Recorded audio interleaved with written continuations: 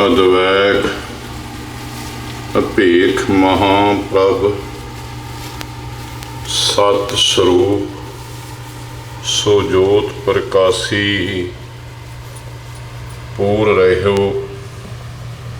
सब ही घट के पट तत् समाद सुभाव परनासी आद जुगाद जुगाद तू ही प्रभ फैल रहो सब अंतरवासी दीन दयाल कृपाल कृपा कर आद अजोन अजय अविनाशी। वाहिगुरु साहिब जी।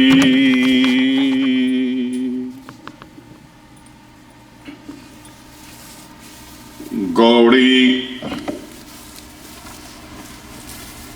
महला पंजवा।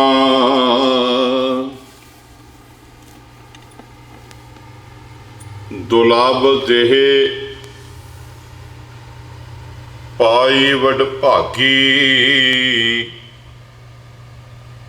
नाम ना जपे ते आत्म घाती।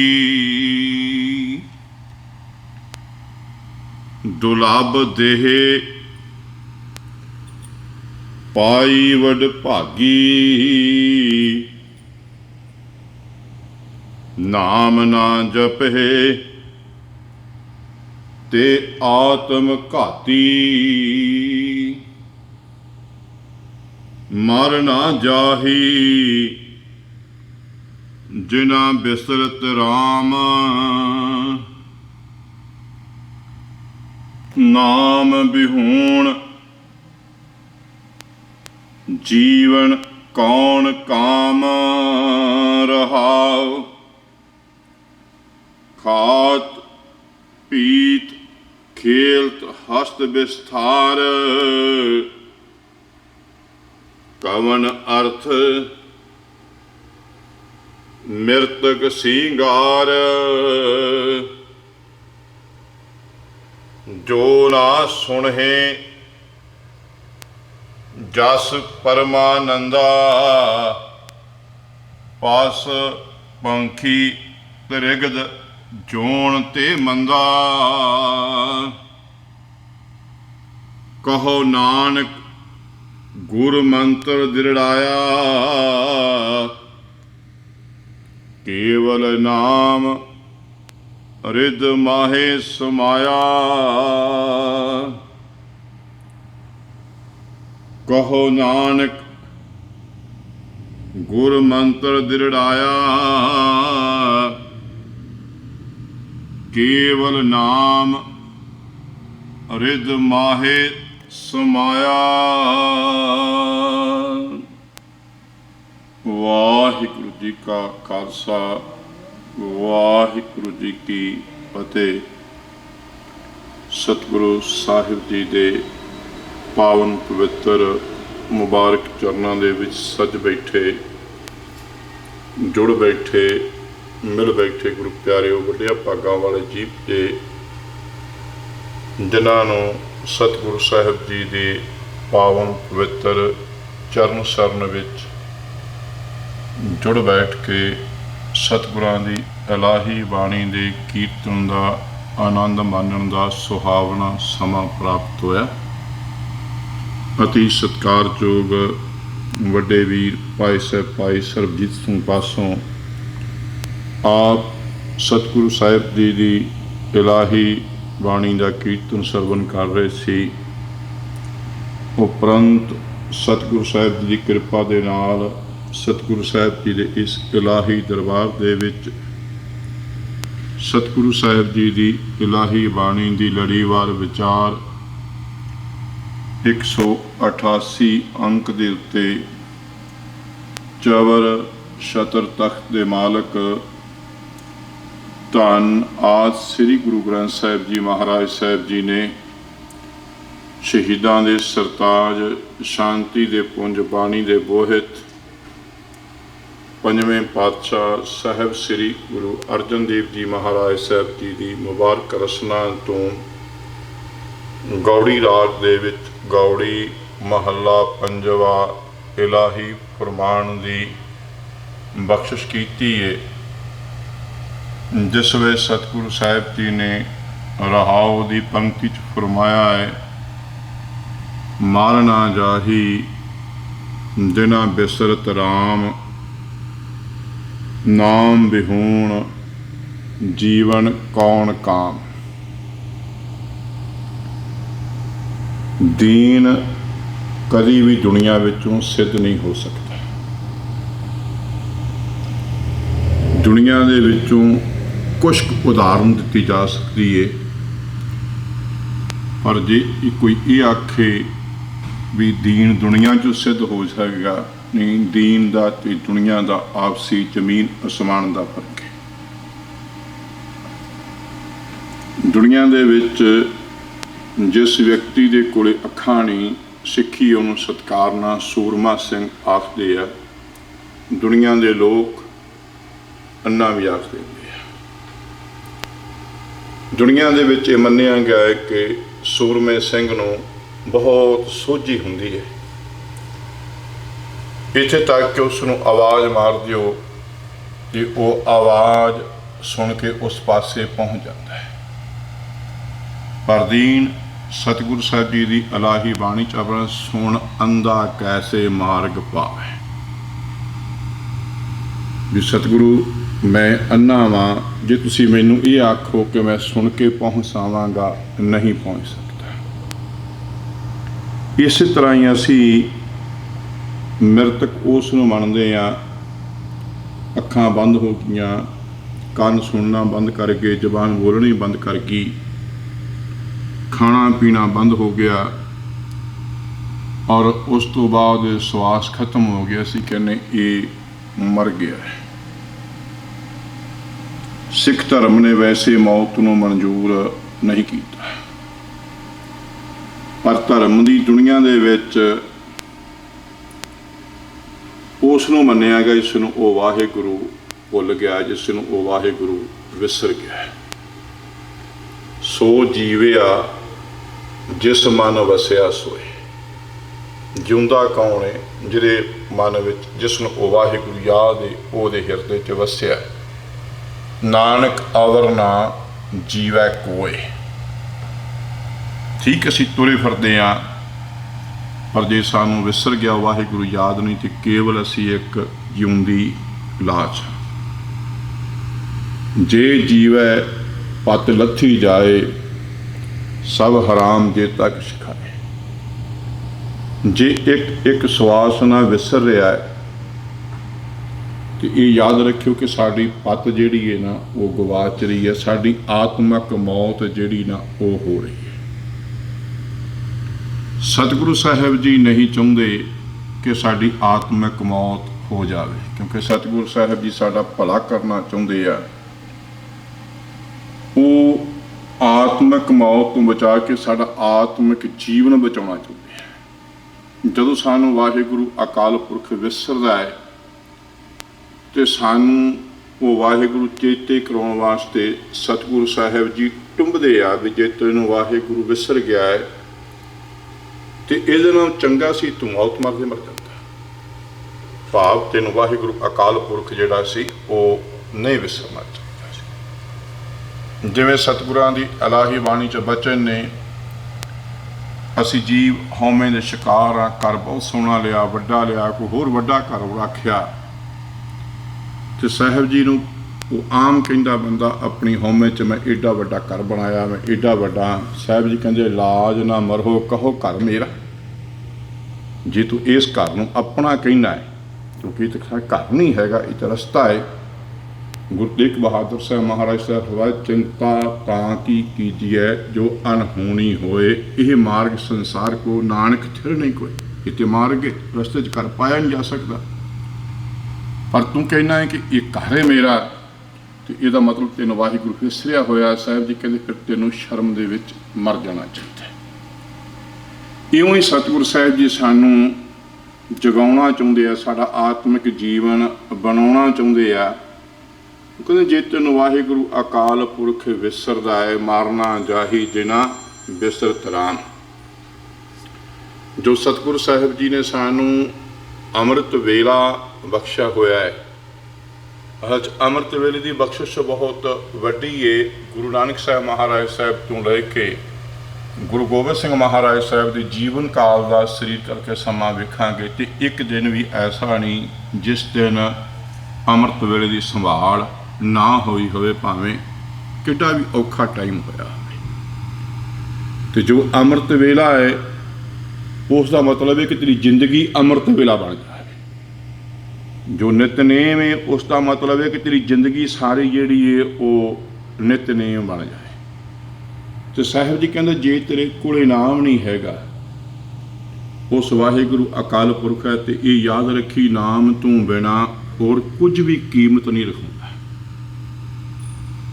ਸਿਫਰਾਂ ਕਿੰਨੀਆਂ ਲਾ ਦਿਓ, ਉਹਨਾਂ ਸਿਫਰਾਂ ਦੀ ਕੀਮਤ ਹੈਗੀ ਹੈ, ਪਰ ਜੇ ਅਗਲੇ ਪਾਸੇ ਇੱਕ ਹੈ, ਜੇ ਅੱਗੋਂ ਇੱਕ ਹਟਾ ਦਿਓ ਤੇ ਸਿਫਰਾਂ ਦੀ ਕੋਈ ਕੀਮਤ ਹੀ ਨਹੀਂ ਹੈ। ਇਸ ਵਾਸਤੇ ਸਾਹਿਬ ਜੀ ਇਹ ਫਰਮਾਉਂਦੇ ਸਾਡੇ ਕੋਲੇ ਕਿ ਨਾਮ ਤੋਂ ਬਿਨਾਂ, ਜਿਵੇਂ ਇੱਕ ਤੋਂ ਬਿਨਾਂ ਸਿਫਰਾਂ ਕਿਸੇ ਕੰਮ ਦੀਆਂ ਨਹੀਂ, ਨਾਮ ਤੋਂ ਬਿਨਾਂ ਤੇਰਾ ਜੀਵਨ ਦੁਨੀਆ ਦੀ ਧਨ ਦੌਲਤ ਕਿੰਨੀ ਹੋਵੇ, ਤੇਰਾ ਇਹ ਜੀਵਨ ਜਿਹੜਾ ਹੈ ਕਿਸੇ ਕੰਮ ਦਾ ਨਹੀਂ ਹੈ। ਨਾਮ ਸਾਡਾ ਜੋ ਸਤਿਗੁਰਾਂ ਦੀ ਇਲਾਹੀ ਬਾਣੀ ਦਾ ਕੀਰਤਨ ਕਰਨਾ, ਜੋ ਸਿਮਰਨ ਕਰਨਾ, ਇਲਾਹੀ ਬਾਣੀ ਦਾ ਪਾਠ ਕਰਨਾ, ਇੱਥੇ ਤੱਕ ਕਿ ਸਾਡੀ ਜਿਹੜੀ ਵਿਚਾਰ ਕਰਨੀ ਇਹ ਵੀ ਨਾਮ ਹੈ ਕਿ ਜਦੋਂ ਸਾਡੀ ਵਿਚਾਰ ਐਸੀ ਹੋਏਗੀ। ਤੇ ਸਾਹਿਬ ਜੀ ਕਹਿੰਦੇ ਸੱਜਣਾ ਜੇ ਤੂੰ ਨਾਮ ਨਹੀਂ ਜਪਦਾ, ਦੁਰਲਭ ਦੇਹ ਪਾਈ ਵਡ ਭਾਗੀ। ਜੋ ਇਹ ਮਨੁੱਖਾ ਦੇਹੀ ਏ ਇਹ ਬੜੇ ਵੱਡਿਆਂ ਭਾਗਾਂ ਨਾਲ ਬੜੀ ਦੁਰਲਭ ਏ। ਉਸ ਵਾਹਿਗੁਰੂ ਨੇ ਤਰਸ ਕਰਕੇ ਤੈਨੂੰ ਇਹ ਦੇਹ ਬਖਸ਼ੀ ਹੈ, ਪਰ ਇਹ ਦੇਹੀ ਪਾ ਕੇ ਤੂੰ ਉਸ ਵਾਹਿਗੁਰੂ ਅਕਾਲ ਪੁਰਖ ਦਾ ਨਾਮ ਨਹੀਂ ਜਪਦਾ। ਨਾਮ ਨਾ ਜਪੇ ਤੇ ਆਤਮ ਘਾਤੀ। ਫਿਰ ਤੂੰ ਆਪਣੀ ਆਤਮਾ ਦੀ ਮੌਤ ਜਿਹੜੀ ਆਪ ਕਰਨ ਤੁਰਿਆ, ਆਪਣਾ ਨੁਕਸਾਨ ਕਰਨੋਂ ਆਪ ਜਾ ਰਿਹਾ। ਜਦ ਕਿ ਨਾਮ ਜਾ ਕੇ ਇਸ ਆਤਮਾ ਦੇ ਰਾਹੀਂ ਆਤਮਾ ਪ੍ਰਾਤਮਾ ਏਕੋ ਕਰੇ, ਅੰਤਰ ਕੀ ਦੁਬਿਧਾ ਅੰਤਰ ਮਰੇ। ਤੂੰ ਇਸ ਨੂੰ ਉਸ ਪਰਮਾਤਮਾ ਦੇ ਵਿੱਚ ਵਿਲੀਨ ਕਰਨਾ ਸੀ, ਨਾਮ ਦੇ ਰਾਹੀਂ ਤੂੰ ਇੱਕ ਕਰਨਾ ਸੀ। ਜਿਹੜਾ ਸਾਡਾ ਇਹ ਦਰਬਾਰ ਹੈ ਇਹ ਵੀ ਸ਼ਬਦ ਤੇ ਸੁਰਤ ਦਾ ਮਾਰਗ ਹੈ। ਵੀ ਇੱਥੇ ਕੋਸ਼ਿਸ਼ ਇਹ ਹੋਵੇ ਕਿ ਸ਼ਬਦ ਦੇ ਨਾਲ ਮੇਰੀ ਸੁਰਤ ਜਿਹੜੀ ਹੈ ਨਾ ਉਹ ਜੁੜ ਜਾਵੇ। ਸਾਹਿਬ ਜੀ ਕਹਿੰਦੇ ਜੇ ਤੂੰ ਇਉਂ ਨਹੀਂ ਕਰ ਰਿਹਾ ਤੇ ਫਿਰ ਤੂੰ ਇਉਂ ਸਮਝ ਵੀ ਤੂੰ ਆਪਣੀ ਆਤਮਿਕ ਮੌਤ ਜਿਹੜੀ ਆਪ ਆਪਣੇ ਹੱਥੀਂ ਸਹੇੜ ਰਿਹਾ ਹੈ, ਤੂੰ ਆਤਮ ਹੱਤਿਆ ਆਪਣੀ ਕਰ ਰਿਹਾ। ਇਹ ਆਤਮ ਹੱਤਿਆ ਹੈ ਜਿਹੜੀ ਕਿ ਇਸ ਆਤਮਾ ਦੀ ਖੁਰਾਕ ਆਤਮਾ ਨੂੰ ਨਾ ਦੇਣੀ। ਸਰੀਰ ਦੀ ਚਲਾਉਣ ਵਾਸਤੇ ਸਰੀਰ ਦਾ ਭੋਜਨ ਹੈ, ਸਰੀਰ ਦਾ ਲੰਗਰ ਹੈ। ਜਿਹੜੀ ਆਤਮਾ ਦੀ ਖੁਰਾਕ ਹੈ ਉਹ ਸਤਿਗੁਰੂ ਸਾਹਿਬ ਜੀ ਦੀ ਇਲਾਹੀ ਬਾਣੀ ਹੈ। ਇਲਾਹੀ ਬਾਣੀ ਨਾਮ ਹੈ, ਗੁਰਮੁਖ ਬਾਣੀ ਨਾਮ ਹੈ। ਕਿ ਜੇ ਆਤਮਾ ਨੂੰ ਆਤਮਾ ਦੀ ਖੁਰਾਕ ਨਾ ਮਿਲੀ ਤੇ ਇਹ ਆਤਮਾ ਭੁੱਖੀ ਮਰ ਗਈ। ਯਾਦ ਰੱਖੀ ਆਤਮ ਹੱਤਿਆ ਹੋ ਗਈ ਤੇਰੀ।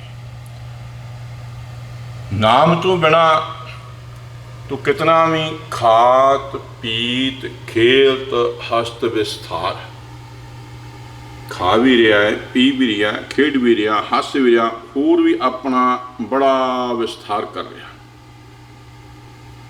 ਭਾਈ ਗੁਰਦਾਸ ਜੀ ਵੀ ਕਹਿੰਦੇ ਸੱਚਾਈ ਇਹ ਕਿ ਸਾਚੋ ਮਰਨੋਂ ਵਿਸਾਰ।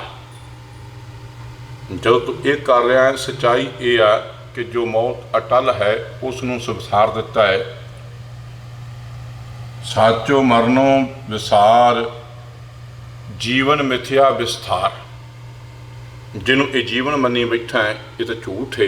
ਇਹਦਾ ਵਿਸਥਾਰ ਕਰਨ ਦੇ ਉੱਤੇ ਬਹੁਤ ਲੱਗਾ ਹੋਇਆ ਵੀ ਮੈਂ ਇਹਦਾ ਇੰਨਾ ਵਿਸਥਾਰ ਕਰ ਦਿਆਂ। ਸਮਝੇ ਨਾ ਜੀਤ ਹਾਰ। ਫਿਰ ਤੂੰ ਆਪਣੀ ਜ਼ਿੰਦਗੀ ਦੀ ਜਿਹੜੀ ਬਾਜੀ ਹੈ ਉਹ ਹਾਰ ਰਿਹਾ ਕਿ ਜਿੱਤ ਰਿਹਾ, ਤੂੰ ਇਸ ਕਾਲ ਨੂੰ ਸਮਝ ਨਹੀਂ ਰਿਹਾ ਹੈਗਾ।